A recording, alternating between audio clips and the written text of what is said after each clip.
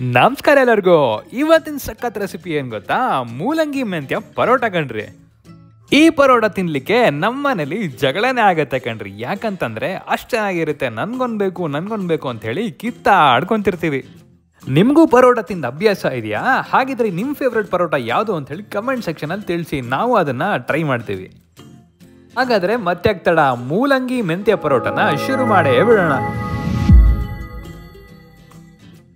ಮೊದಲಿಗೊಂದು ಬಾಣಲಿ ತಗೊಂಡು ಅದನ್ನ ಕಾಯಕ್ಕಿಟ್ಟು ಅದಕ್ಕೆ 2 ಸ್ಪೂನು ತುಪ್ಪ ಹಾಕೊಂಡ್ಬಿಡಿ. ಬೆಂಕಿಯ ಶಾಖಕ್ಕೆ ತುಪ್ಪ ನಾಚಿ ನೀರಾದ್ಮೇಲೆ 1 ಟೀ ಸ್ಪೂನು ಸೋಂಪು ಹಾಕ್ಬಿಡಿ. ಆಮೇಲೆ ಒಂದು ಸ್ವಲ್ಪ ಹೆಚ್ಕೊಂಡಿರೋ ಬೆಳ್ಳುಳ್ಳಿನೂ ಹಾಕೊಂಡ್ಬಿಡೋಣ. ನೆಕ್ಸ್ಟ್ ಅದನ್ನ ತುಪ್ಪದಲ್ಲಿ ರೋಸ್ಟ್ ಮಾಡಬೇಕು. ಅದರಲ್ಲಿ ಬರ್ತಿರೋ ಹಸಿ ವಾಸನೆ ಹೋಗೋ ತನಕ ಅದನ್ನ ರೋಸ್ಟ್ ಮಾಡಬೇಕು.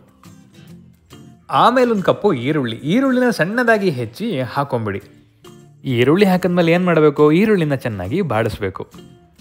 ಆಮೇಲೆ 1 ಕಪ್ಪು ಮೆಂತ್ಯ ಸೊಪ್ಪನ್ನ ಸಣ್ಣದಾಗಿ ಹೆಚ್ಚಿ ಅದನ್ನು ಹಾಕೊಂಡ್ಬಿಡಿ. ಹಾಕಿ ಅದನ್ನು ರೋಸ್ಟ್ ಮಾಡೋಕ್ಕೆ ಶುರು ಮಾಡಿ, ಅಂದರೆ ಫ್ರೈ ಮಾಡೋಕ್ಕೆ ಶುರು ಮಾಡಿ. ಈಗ ಅದ್ರ ಮೇಲೆ 1 ಟೇಬಲ್ ಸ್ಪೂನು ತುಪ್ಪನೂ ಹಾಕೊಂಡ್ಬಿಡಿ. ಈ ಗ್ಯಾಪಲ್ಲಿ 2 ಮೂಲಂಗಿ ತಗೊಂಡು ಅದನ್ನು ಚೆನ್ನಾಗಿ ತೊಳ್ಕೊಂಡು ಅದನ್ನು ತುರ್ಕೊಬೇಕು. ಈ ಕಡೆ ಬಾಣಲಿಗೆ 1 ಟೀ ಸ್ಪೂನ್ ಅಷ್ಟು ಅರಿಶಿನನೂ ಹಾಕೊಂಡ್ಬಿಡೋಣ. ಆಮೇಲೆ ರುಚಿಗೆ ತಕ್ಕಷ್ಟು ಉಪ್ಪು ಇದ್ದೇ ಇದೆ. ಆಮೇಲೆ 1 ಟೀ ಸ್ಪೂನು ಗರಂ ಮಸಾಲ, ಮತ್ತೊಂದು ಟೀ ಸ್ಪೂನು ಧನಿಯಾ ಪುಡಿ. ಇದನ್ನೆಲ್ಲ ಹಾಕಿದ್ಮೇಲೆ ಚೆನ್ನಾಗಿ ಮಿಕ್ಸ್ ಮಾಡಿ. ಇದ್ರ ಮೇಲೆ 1 ಟೀ ಸ್ಪೂನು ಸಕ್ಕರೆನೂ ಹಾಕೊಂಡ್ಬಿಡೋಣ.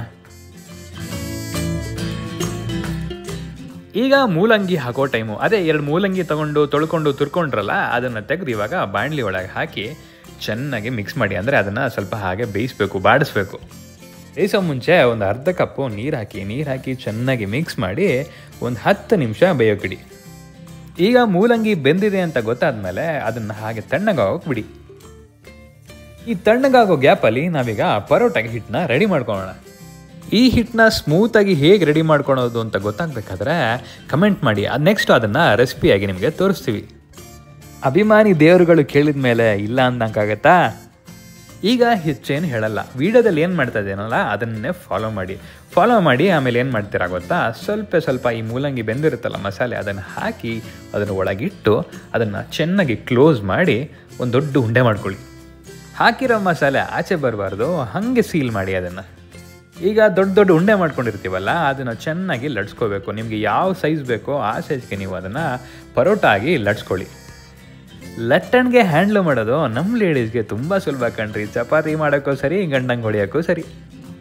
ಲಟ್ಸ್ಕೊಂಡಿರೋ ಪರೋಟನ ಕಾದ ಹಂಚ ಮೇಲೆ ಹಾಕಿ ಬೇಯಿಸಿದ್ರೆ ಪರೋಟ ರೆಡಿ ಆಗುತ್ತೆ.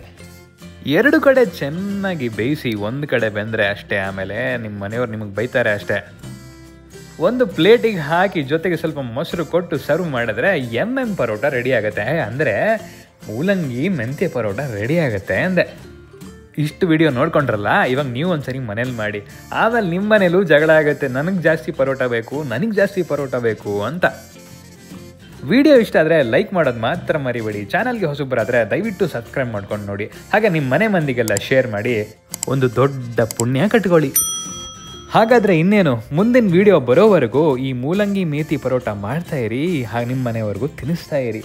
ಹಾಗಾದರೆ ಮುಂದಿನ ವಿಡಿಯೋ ಜೊತೆಗೆ ಮತ್ತೆ ಸಿಗುವ.